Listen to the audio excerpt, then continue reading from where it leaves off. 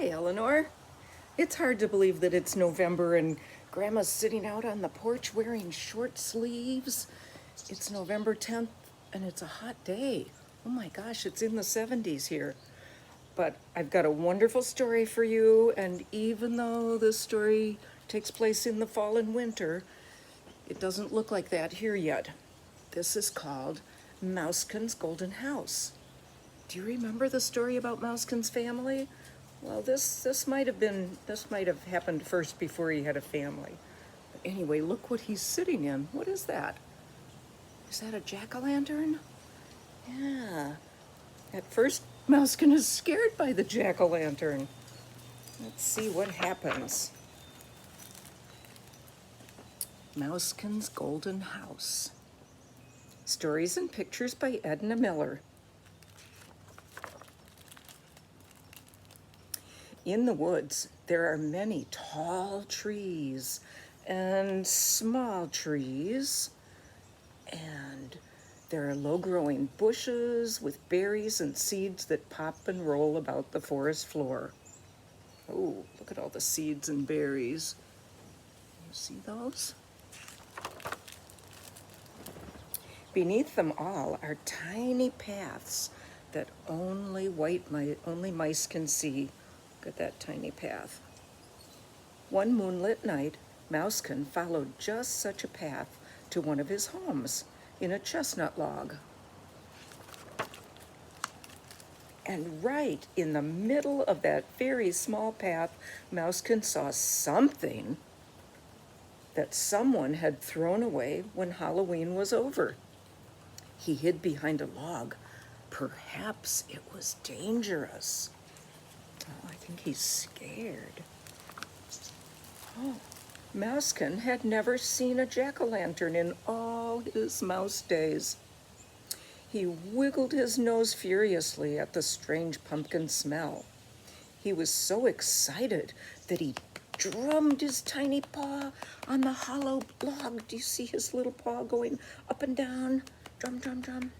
Mousekin was so interested in the jack-o'-lantern that he did not watch for danger with his bright shoe-button eyes, nor did he turn his large ears to the breeze to listen for the sound of wings, for owls and hawks and other creatures who wait to catch a white-footed mouse. He was so excited by the jack-o'-lantern that he forgot to be careful. Uh-oh. Suddenly, as Mousekin made a second turn around the smiling face, a hungry young owl swooped toward him. But before the bird could even blink its eyes, Mousekin jumped straight into the jack-o'-lantern's mouth. There's Mousekin on the side of the jack-o'-lantern, and there he is jumping into the mouth. Once inside, he looked about. He was in a beautiful golden room, just the right size for a little mouse. From one of the top windows of his new room, Mousekin could see the owl sulking in the evergreen tree. The first rays of the morning sun showed in the sky behind the owl. Night was over, and it was time for Mousekin to go to sleep.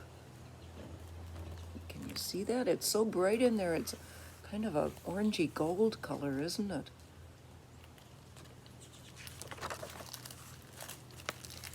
Mousekin felt safe inside the sturdy walls of his golden house.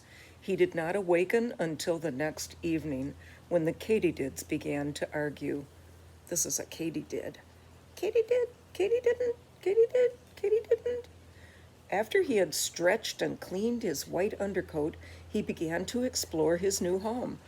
Scurrying in one window and out another, now Mousekin was alert to all the sounds that filled the woods when the evening came. Good, this time he's being really careful. He's just exploring, but he's listening and looking. Ooh, he heard a rustle in the bayberry bush, a soft step on the dry autumn leaves. He knew it was the cat. Just as the cat was about to spring, Mousekin dove into the pumpkin and began to house clean. Out of all the windows flew bits of candle and pumpkin seeds. Look at that. All those things are flying out. What do you think the cat's doing? Oh my gosh, he's. Look at that. The cat jumped, but not for Mousekin.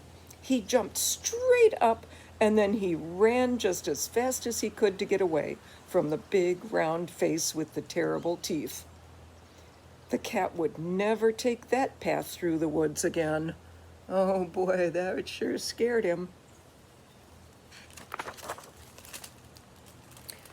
The days grew shorter and the nights longer. Mousekin worked each night to fill his house with things to keep him warm and comfortable in his new home. He split grasses with his razor-sharp teeth. He wove the long, slender threads around and around. He made many trips through the woods to find soft things to line his nest. Little feathers dropped by a bird in flight, thistledown and milkweed that grew in the clearing. Oh, I see, milkweed. Do you have milkweed near your house? It's blowing right now in Michigan. And there's a nice little feather. Oh, who's that? While Mousekin was busy gnawing and nibbling and doing the things that mice do, he still found time to watch the animals who passed his golden house. And one very chilly evening, a box turtle plodded by. He never looked up or down. He moved like a toy being pulled to the pond at the edge of the woods, to some neglected tree root beneath the ground where he would sleep away the winter months. Whoa, but when the turtle reached the jack-o'-lantern, he stopped in his tracks and stretched his neck to see if what he saw was true. Just then, Mousekin popped his head out of one of the windows, and then, whoop! The box turtle lost no time in turning around and heading once again for the tangled tree root beneath the ground near the pond at the edge of the woods. That is a tangled tree root, isn't it? I guess that's where the turtle is going to sleep this winter. Most of the birds had gone to warmer lands. Only the Phoebe was left in the thistle. There's the Phoebe and there's the thistle plant putting out the seeds. The wind blew hard now, scooping up piles of leaves and scattering them about like hundreds of bright-winged birds. Wow, all the leaves flying around. One day the Phoebe called to Mousekin, "Come south with me. Come right away. Your house will never do. The wind will blow, the snow will snow, and chill you through and through." Oh, the little mouse whistled a high, soft goodbye. He would not leave his golden house. A chipmunk hurried by, his mouth so full of nuts, look at his chubby cheeks, that he could hardly speak. "Come with me, beneath the ground. That house will never do. The wind will blow, the snow will snow, and chill you through and through," said the little chipmunk. Look at Mousekin up on top of his house. Ah, how cute. Mousekin scrambled up his golden house and slipped through a tiny opening at the top. And he slid down the feathery stairway to the warm, soft lining below. Oh, that looks like fun. Boy, he gathered lots of soft things, didn't he? That's a fun slide. Mousekin curled up and tucked his tiny feet beneath him, wrapped his long tail around some milkweed down, and pulled it closely around him, and fell fast asleep. There he is, and look at all the seeds he's gathered.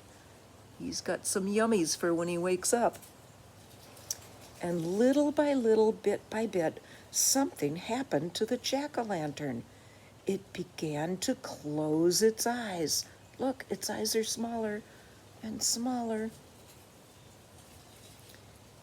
And in the frosty air, it shut its mouth against the cold wind.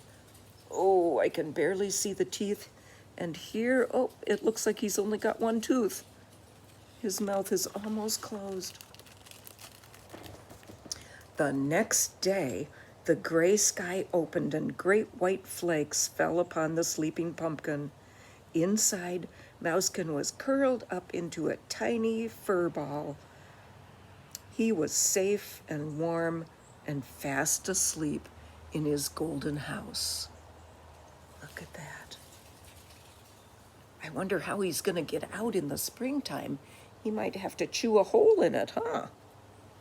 But he's got a nice place to sleep this winter. And that's the story of Mousekin's golden house. I wonder if any mouse is going to move into your jack-o'-lantern.